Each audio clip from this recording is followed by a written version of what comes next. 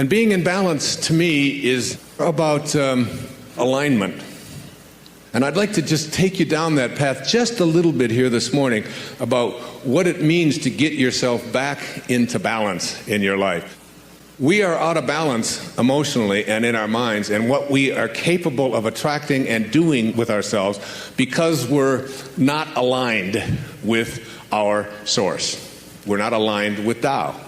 When you are aligned, it means that whatever thoughts that you have about what it is that you would like to do, that what you would like to create, about how you would like your relationships to go, about your ability to attract prosperity into your life, about your ability or your capacity to heal yourself of anything that might come your way, anything at all that might come your way. If you have the willingness to give the same energy to what it is that you are desiring for yourself. As Katie was going through, can I talk about your eyes? Is that okay? Okay. I'm asking permission in front of thousands of people here. But Katie was literally going blind and had to go through corneal implants from cadavers twice. And as she was getting ready and prepared to do the last one, we were talking, and I would ask her about it. And what always impressed me so much was she would give the kind of energy to what she wanted rather than having it be totally, completely out of balance. And that's what this is all about. So that as she was going in to have a cornea transplanted from a dead person into her eye so that she could see, talk about seeing through another person's eyes, always she would say to me, no, it's going to work out fine. It's going to be great. It is my intention that... And there was never this out of balance kind of thinking which says, this is what I want. This is what I want to attract. This is what I want to create for myself, whatever it might be. In this book, I deal with it in every single area of our lives. I think it's true in addictions and overcoming addictions. It's true if you have obesity problems or weight problems, issues like that. I think it's true in overcoming relationship struggles or difficulties. The opening chapter says, an infinity of forests lies dormant within the dreams of one acorn. Listen to that. An infinity of forests lies dormant within the dreams of one acorn. One little seed has a dream, and that dream is so powerful that it can manifest and create just from that dream inside of that, and it literally can do that. The potential that is in the dreams of this tiny little acorn can bring and attract to the world an endless number of trees. I used to say, anyone can count the number of seeds in an apple, but no one can count the number of apples in one seed. When you have dreams or desires or things that you would like to create or attract for yourself into your life, and they're way up here, they're big, but the Tao says that sages never attempt big things. They don't have to do big things. It says in there's a line that says you can get anywhere from here. As long as you're here in your mind, as long as you stay here with what is true. 19 years ago, I drank every day. I never was drunk. It wasn't like I was out there, out of control or anything. I drank every day. And I had a teacher in India who said, if you want to reach the level of consciousness that I would like you to be able to go to, you'll have to live a life of sobriety. And I said, I have no trouble with sobriety. I just like to have a few beers every day, if you don't mind, after I run. He said, no, you'll have to get yourself to a place where... So, as a sage, if you think of yourself as a sage and you want to undertake this thing of giving up drinking or losing 75 pounds or attracting great wealth into your life or building a great bridge across a divide, whatever it is that you might want to undertake. I think about it when I sit down to write a book. I mean, if you sit down and know that you've got to create 300 or 400 pages that has to be legible, and it has to all fit together, and it has to make sense, and it all has to come from your mind. If that's just too big. And people who think big generally end up doing nothing, because it's just too daunting a task to do big. But anybody can do here. Anybody can do now. Anybody can do this moment. And so what do you do? It's what I said to my daughter this morning. I say it to her every morning when I pick up the phone, wherever I am. Today is a sober day. Just today. Don't undertake giving up anything big like that.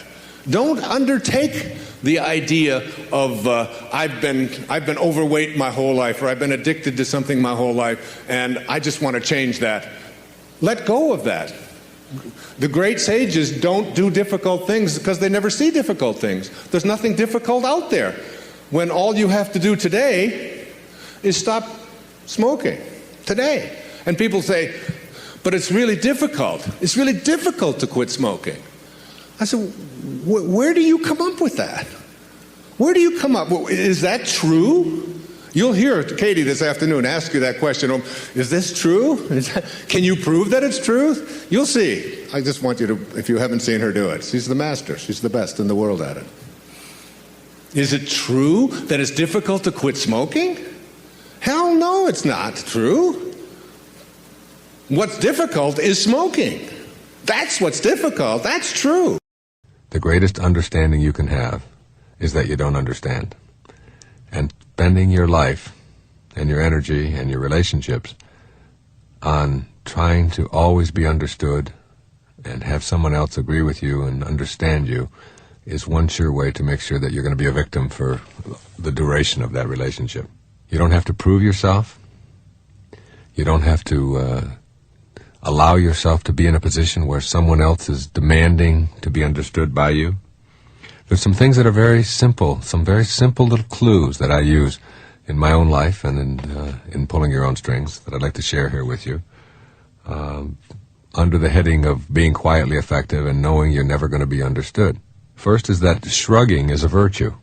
If you could just learn the art of the shrug. I like Ayn Rand's title, Atlas Shrugged. Atlas holding up the whole world and just shrugs. And the whole idea of not having to be in a position to defend yourself or to be understood, or somebody's demanding something from you, and where you could just sort of shrug your shoulders and say, well, I don't understand. I just don't understand, and that's okay. My wife and I do this to each other all the time. I mean, she does the craziest things in the world, and vice versa. I mean, she thinks what I do is crazy too. I mean, she believes in what she's doing and believes that that's the way a house has to be run, for example. She makes the beds first thing in the morning. I mean, that to her is just her way. I have lived under the philosophy that it's not any healthier psychologically to get into a made bed than it is to get into an unmade bed. But she makes the bed. I don't understand somebody getting out of bed in the morning and making the bed, but I don't have to understand. It's not necessary for me to understand. I don't have to get into a you're wrong and I'm right attitude toward it. It's just a simple shrug. If you want to make the bed, that's terrific. I'll even help you if you want to. Just let it go. You don't have to. I don't have to understand that. And you know something? Life is full of those little things. Everywhere you go, you're going to encounter people who do things their own way. And that's really what makes the world go around, that uniqueness, that specialness in people. So if you just shrug at it and stop telling yourself that I have to be right, and I have to make somebody else wrong in all of my interactions with them, just shrug. Just shrug quietly, shrug your shoulders and say, they have a right. They're on their own path. They have a right to do what they want to do. And you don't have to be understood. And when you get into that mindset of not needing to be understood all the time, then you're not going to be explaining yourself and having somebody else explain themselves to you over and over again endlessly. Being offended is a choice to be a victim. You ever think how silly it is to go around being offended? There are people who turn on the radio and they hear somebody speaking in a certain tone or saying a word that they don't like, and they have a whole vocabulary of words that they're offended by. And if somebody says one of them, right away they go off into a dither. Well, it's just like letting somebody else's behavior decide how you're going to be emotionally. I mean, you can be the kind of person who goes down the street and your emotions are being pulled by everybody else, your strings are being yanked by everybody else in the street, depending on what words they choose, what symbols come out of their mouth. This person says hell, that one says damn, this one says uh-oh, this one says caca, that one says poo-poo, this one says wee-wee, whatever it may be, and you're offended, or whatever synonyms you want to use for all of those functions. For what? It's like allowing yourself the right to process somebody else's behavior for what it is. It's their behavior. It's not yours. If you don't like what somebody is saying on the radio, tune the dial someplace else. If you don't like the way somebody else is dressing, turn your eyes someplace else. Don't feast your eyes on it. If someone else wants to hear rock music that you think is disgusting, then don't listen to it. That's what this whole thing is about. That's what the First Amendment to the Constitution is about. That's what free speech is about. That's what free expression of as a human being is about. That there's no code that is going to fit everyone. And choosing not to be offended is to choose not to be a victim. People speak the way they speak. I don't like some of the language that I see in the films. I don't let my children go and see some of the film. I don't like the violence that is on the screen. Rather than being offended by it and being all upset about it and getting myself worked up and being a victim to the people who choose to display violence on the screens, I simply don't go to those movies. I don't have anything to do with them. And I don't miss them, and I happen to believe that it's part of the gratuitous violence that we find throughout the culture. But I'm doing what I can to eliminate that. But being offended by it, being upset by it, it's as silly as being offended by starvation. Starvation is a part of what the universe is about. And so is my desire to change it and to improve it. That's just as important. And that's what I go with. I go with what I'm for rather than what I'm against. Everything that you're against weakens you. Everything that you're for empowers you. So the question is, do you want to be empowered or do you want to be weakened? Everything you fight, you'll be weaker for the effort. Everything that you're for will empower you. When they asked Mother Teresa if she would march against the war in Vietnam in 1967, she said, no, I won't. She said, but if you have a march for peace, I'll be there. Principle number 1, be independent of the good opinion of others.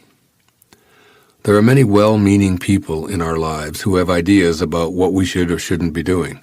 Relatives tend to be specialists in this area. If we let them guide us with advice that isn't congruent with our inner calling, we'll suffer the anguish, the slings and arrows, if you will, of an uninspired life.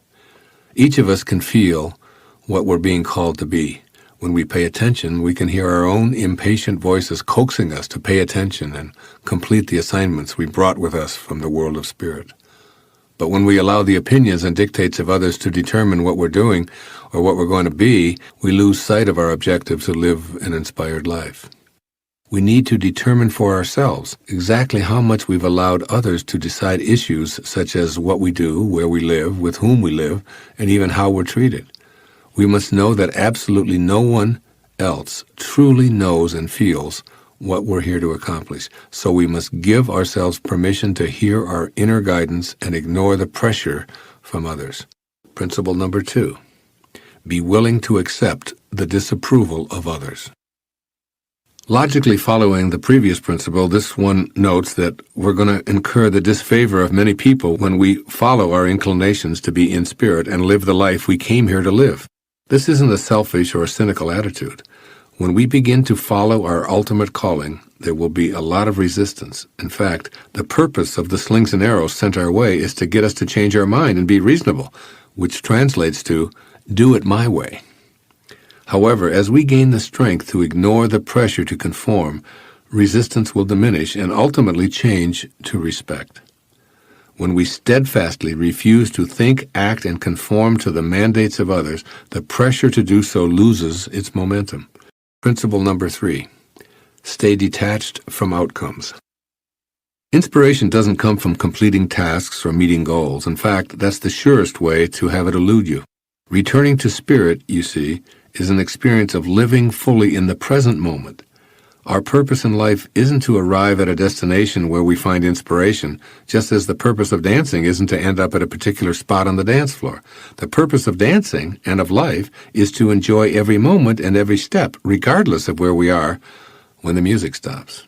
Yoga Master Sri Swami Sivananda offered the only worthwhile goal I know of when he said that the goal of life is God realization. Now here's a goal that I can live with. After all, this allows me to live in spirit every moment of my life, while simultaneously thinking ahead to the next God-realized moment and the next. As the great Indian sage Ramana Maharshi once remarked, there is no goal to be reached. There is nothing to be attained. You are the self. You exist always. Now this to me is real inspiration. Principle number 4. Know that we need nothing. No things to be inspired. We came into this world of boundaries from a formless energy field of spirit. We arrived here with no thing, no things. We'll make our exit with no things, nothing. And our purpose, God realization, requires nothing, no things. We are all that we need to be inspired and living on purpose, and the things that continue to flow into our lives are just symbols of the unlimited abundance of our source. In other words, these things have no value in and of themselves because everything in the physical world is changing and will dissolve back to nothingness anyway.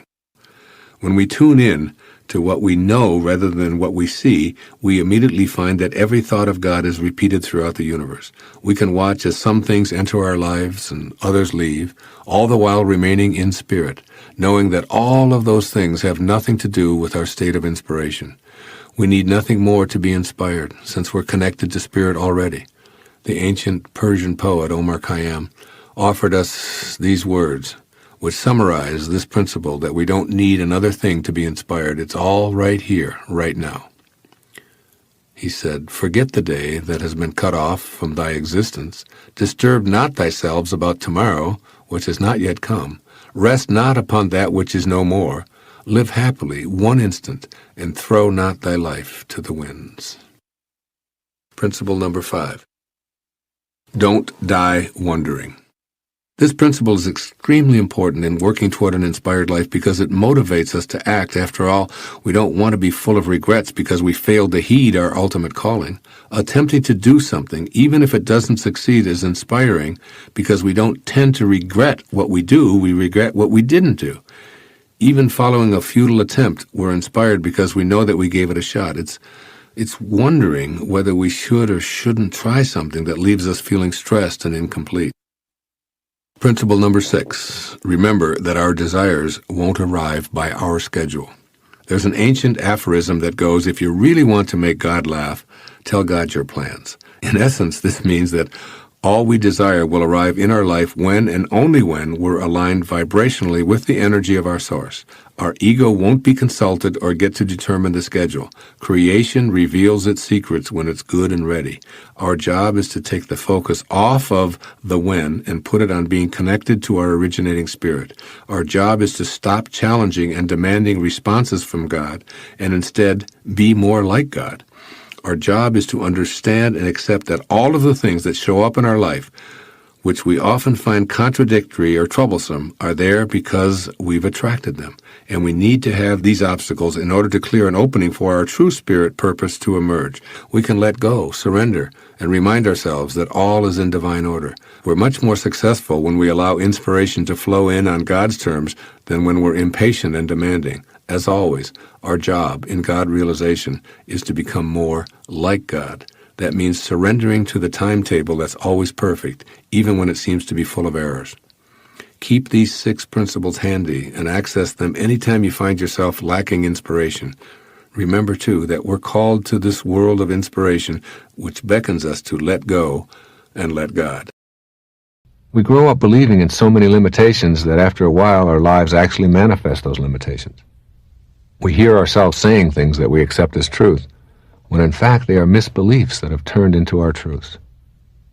Here are 5 of those myths or misbeliefs that permeate our culture. 1.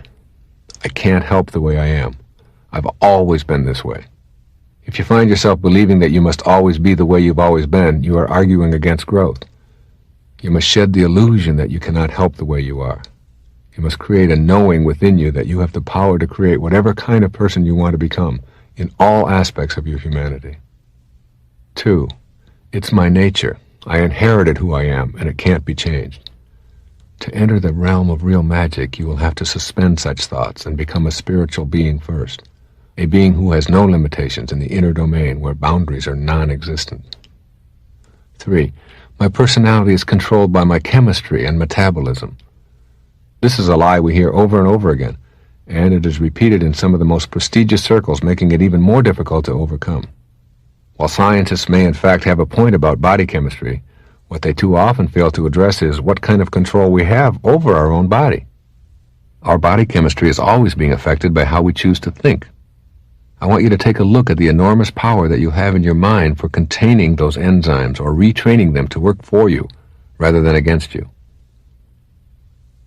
Here's misbelief number 4. My family is responsible for my personality.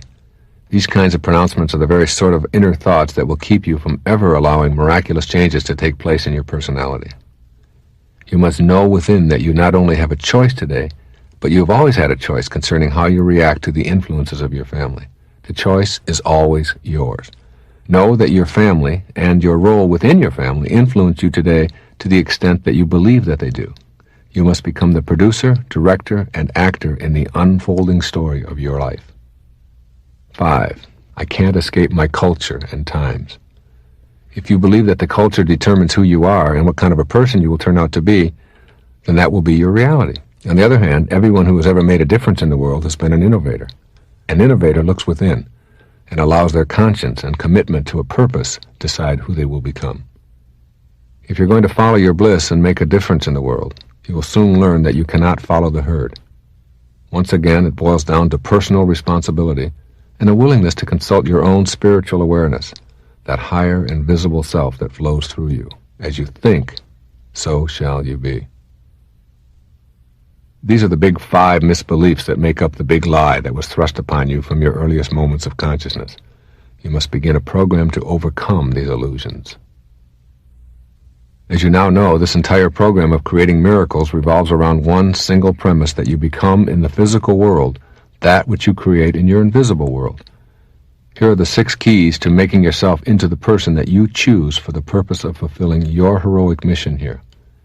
1 is your personality. Create a fantasy in your mind and imagine exactly how you would like to be. Would you like to be more assertive, more loving and gentle, less anxious and nervous? For now, just know that all of these inner imaginings can be translated into physical behavior, for that is precisely what you've been doing all along anyway. Secondly, your talent. Just for a moment, visualize the optimal talent that you would like to have. Your choice to excel in any given area will be based upon your own personal interests. Your talent, like everything else about you, is a function of the invisible force that flows through your body. It is not in your hands, your genes, or any part of your physical apparatus. It is in the force that flows through all of your being. When you begin to know rather than doubt your talent, you will discover the necessary physical abilities to carry out your purpose.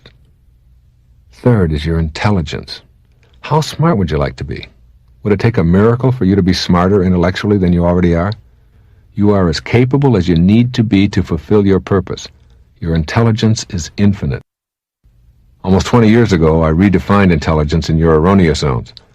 A truer barometer of intelligence is an effective, happy life lived each day and each present moment of every day. You are a genius. You can improve your arithmetic and reading skills. You can learn anything that you put your mind to. You are a spiritual being first and foremost, and you cannot put a number on that. Fourth, your habits and customs. Would you like to be able to change some of the things that you find yourself doing repeatedly, but which do not serve you any longer? Use your magical powers of inner persuasion to challenge everything about yourself. Your personality is made up of the hundreds of habitual ways that you conduct the daily physical affairs of your life. You can change around your daily humdrum habits and get yourself fully involved in life, regardless of your income level or circumstances. Circumstances do not make a man.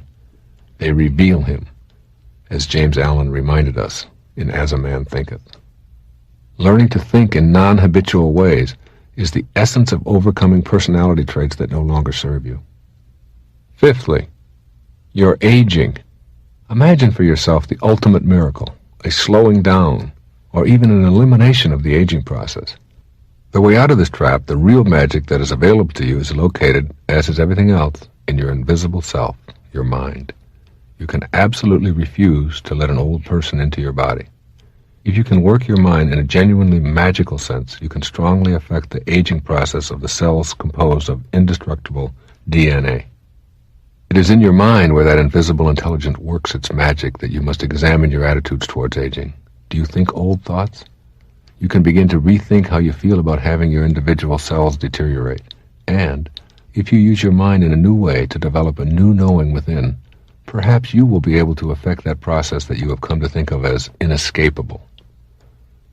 Your emotional health is another area. Your emotions are physical manifestations of your thoughts. The joy you experience is located in your physical body, and the chemicals that are present when you experience elation can be identified and quantified. You manufacture those chemicals in your own quantum pharmacy that begins with your mind. When you begin to heal the inner you and consult that inner voice constantly, you literally begin to alter your immune system. Emotions show up in your body as physical manifestations of your thoughts. Keep this in mind as we head toward the path of real magic.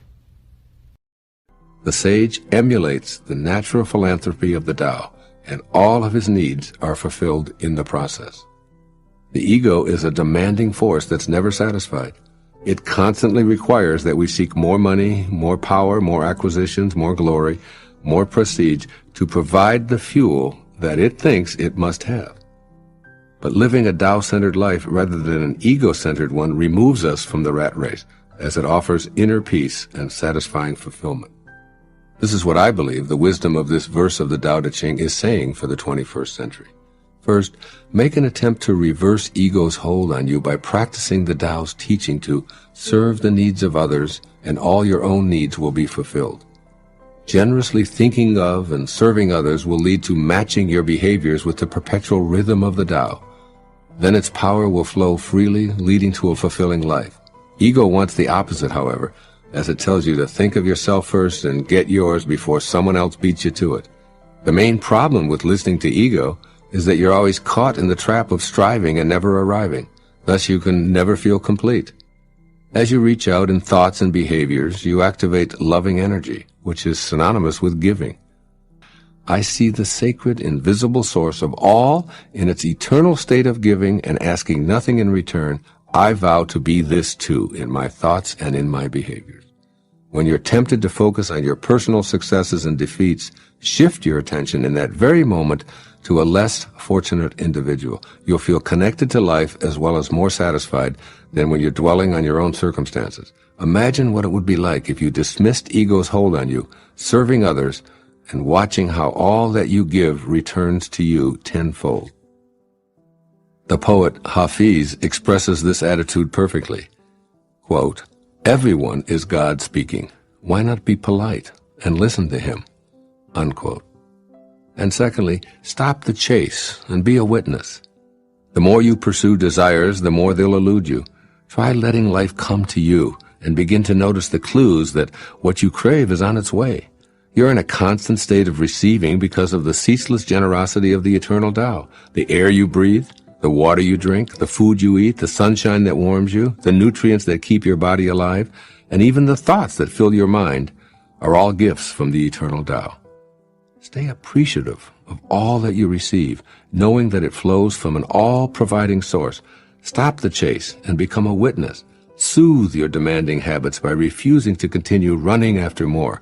By letting go, you let God. And even more significantly, you become more like God and less like the ego, with its lifetime practice of edging God out, E-G-O.